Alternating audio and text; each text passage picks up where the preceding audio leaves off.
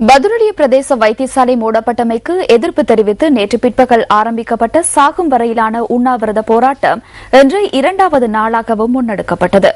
வைத்தியசாலை மூடப்பட்டு இன்றுடன் 6 நாட்கள் கடந்துள்ளன. பாராளுமன்ற உறுப்பினர் பாலித்த தேவரபெரும தலைமையில் ஆரம்பமான இந்த சாகும் வரையான உண்ணாவிரத போராட்டம் போலீசாரின் தலையீட்டில் கலைக்கப்பட்டது.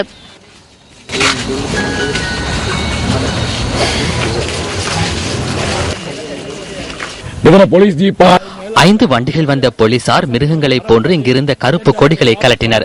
மக்களை விரட்டி விரட்டி அடித்தனர். வைத்தியசாலை திறப்பதற்காக வந்ததாக அவர்கள் கூறினர். நான் உயிரிழந்தாலும் பரவாயில்லை, வைத்தியசாலையை திறக்க வேண்டும், அதற்காகவே இதனை பூட்டிக் கொண்டேன். போக்குவரத்திற்கு பாதிப்பு ஏற்படும் வகையில் அவர்கள் உண்ணாவிரதத்தில் ஈடுபட்டமையினால் அவர்களை கலைக்க வேண்டி ஏற்பட்டதாக போலீசார் தெரிவித்துள்ளனர். எனினும் இன்று முற்பகல் இந்த போராட்டம் மீண்டும் ஆரம்பிக்கப்பட்டதுடன் இதற்கு தேரர்களும் ஆசி வழங்கினர். இதன்போது உண்ணாவிரதத்திற்கு ஒத்துழைப்பு வழங்கிய ஒருவர் சுகவீனம் அடைந்தமையினால் அவரை மற்றொரு வைத்தியசாலைக்கு அனுப்பி வைத்தனர்.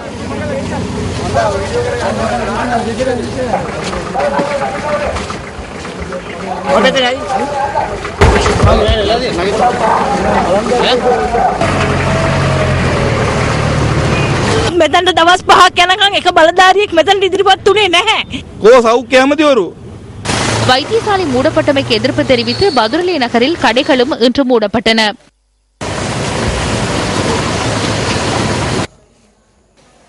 நோயாளி ஒருவரை அழைத்து வந்த ஒருவர் வைத்தியசாலையின் ஊழியர்களுக்கு அச்சுறுத்தல் விடுத்ததாக தெரிவித்து கடந்த சனிக்கிழமை பதுரலிய பிரதேச வைத்தியசாலை மூடப்பட்டது.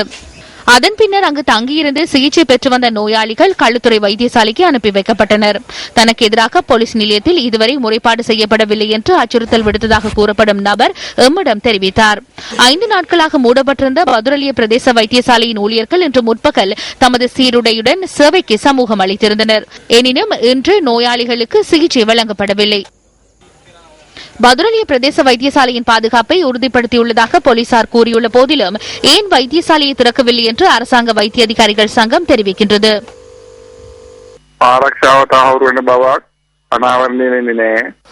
பாதுகாப்பு பலப்படுத்தப்பட்டுள்ளமையை இதுவரை காண முடியவில்லை.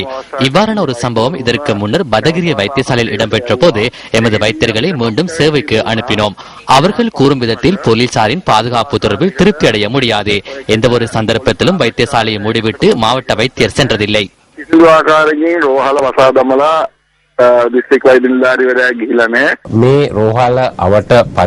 இந்த வைத்தியசாலை வளாகத்தில் 60க்கும் அதிகமான போலீசார் பாதுகாப்பு கடமையில் ஈடுபட்டுள்ளனர்.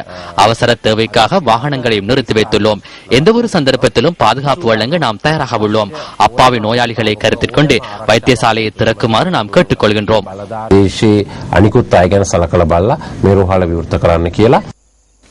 சம்பவம் தொடர்பில் விசாரணைகளை மேற்கொண்டு வருவதாக சுகாதார அமைச்சின் செயலாளர் டாக்டர் நிஹால் ஜயதிலக தெரிவித்துள்ளார்.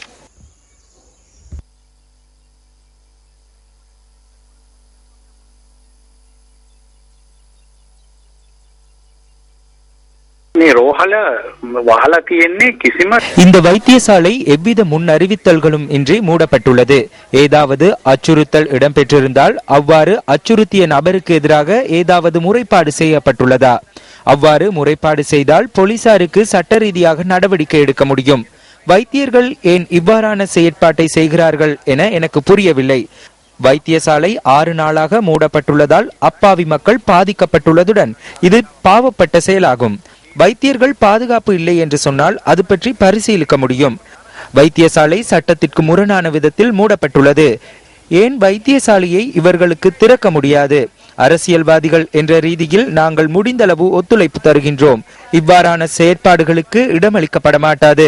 இதன் காரணமாக பல பிரச்சனைகள் உருவாகியுள்ளன. இது தொடர்பாக அரசு நடவடிக்கை எடுத்திருந்தால் எங்களுக்கு எதிராக செயற்பட்டுள்ளார்கள் என்பதால் நாங்கள் பணி பகிஷ்கரிப்பில் ஈடுபட்டுள்ளோம் என அரச வைத்தியர்கள் கூறுவார்கள்.